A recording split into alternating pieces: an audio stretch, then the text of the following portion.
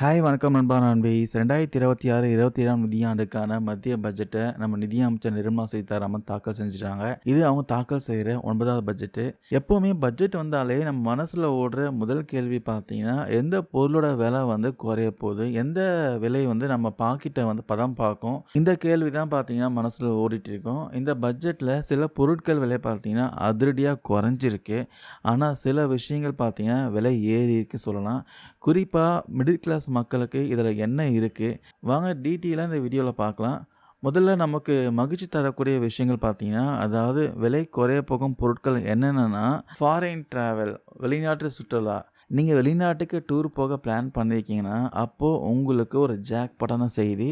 வெளிநாட்டு சுற்றுலாவுக்காக வசூலிக்கிற வரி, அதாவது முன்னாடி பார்த்தீங்கன்னா 5% 20% வரைக்கும் டிசிஎஸ் விதிச்சாங்க. ஆனா, இப்போ அத வெறும் 2% குறைச்சிருக்காங்க. இதனால இனிமே நீங்க ஃபாரின் டூர் பேக்கேஜ் செலவு கணிசமா குறைய வாய்ப்பு இருக்கு. அதுக்கப்புறம் பார்த்தீங்கன்னா, கல்வி செலவு ஓவர்சீஸ் எஜுகேஷன்.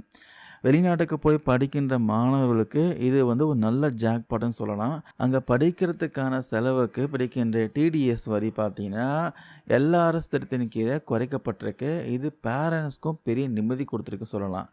அதுக்கப்புறம் மொபைல், எலக்ட்ரானிக்ஸ், கேட்ஜெட்ஸு புது மொபைல் வாங்கணுன்ட்டு வெயிட் பண்றீங்களா? இதுதான் சரியான நேரம். மொபைல் ஃபோன் உதிரி பாகங்கள் மற்றும் சில மூலப்பொருட்களுக்கு பார்த்தீங்கன்னா, வரி விலக்கு குடுத்துருக்காங்க.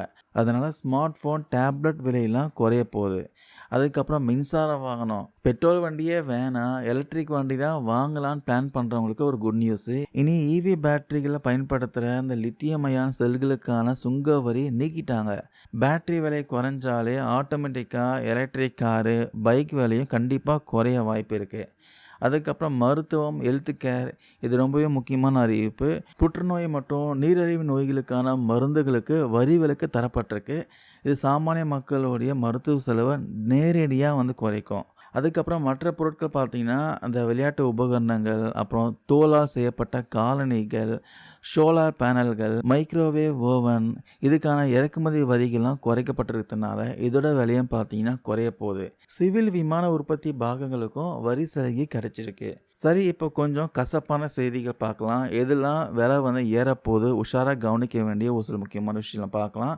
ஃபர்ஸ்ட்டு விஷயம் பேங்க், வங்கி சேவை. வங்கிகள சர்வீஸ் சார்ஜ் வந்து ஏற வாய்ப்பு இருக்குன்னு சொல்றாங்க.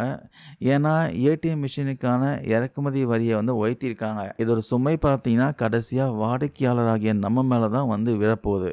அதுக்கப்புறம் காஃபி. காஃபி பிரியர்களுக்கு ஒரு சோகமான செய்தி. காஃபி தயாரிக்கிற சில வகையான மிஷினோட விலை பார்த்தீங்கன்னா உயர்த்திருக்கனால, காஃபி விலையும் லேசா உயர வாய்ப்பு இருக்கு. அதுக்கப்புறம் ஆடம்பர பொருட்கள், லக்ஸரி குட்ஸ்லாம் ஏத்தியிருக்காங்க. நீங்க லக்ஸரியான வாட்ச் கட்டணும்னு ஆசைப்பட்டா, இன்னும் அதிகமா செலவு பண்ணணும். வெளிநாட்டு மற்றும் உள்நாட்டு ஆடம்பர கடிகாரங்கள் விலைலாம் உயரப்போகுது. அதுக்கப்புறம் உரம், ஃபெர்டிலைசர். விவசாயிகளுக்கு இது கொஞ்சம் வருத்தமான விஷயம் தான்.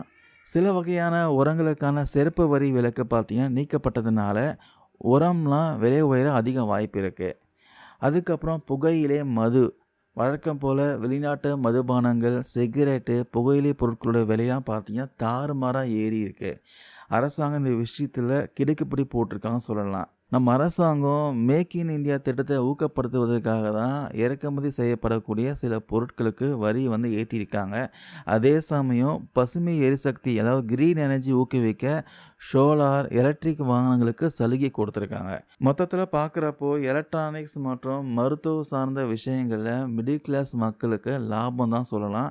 பட் வங்கி சேவைகளாகட்டும், அத்தியாவசியமற்ற பொருட்கள் விலையெல்லாம் உயர போகிறது பார்த்தீங்கன்னா கொஞ்சம் கவலை தான் இருக்கும். ஸோ உங்கள் வீட்டு பட்ஜெட்டை இது எப்படி பாதிக்கும்னு நீங்கள் நினைக்கிறீங்க? கமெண்ட்ஸும் கருத்துக்களை பதிவு பண்ணுங்க. இந்த வீடியோ யூஸ்ஃபுல்லாக இருக்கும்னு நினைக்கிறேன். தேங்க்யூ நண்பா நண்பீஸ்.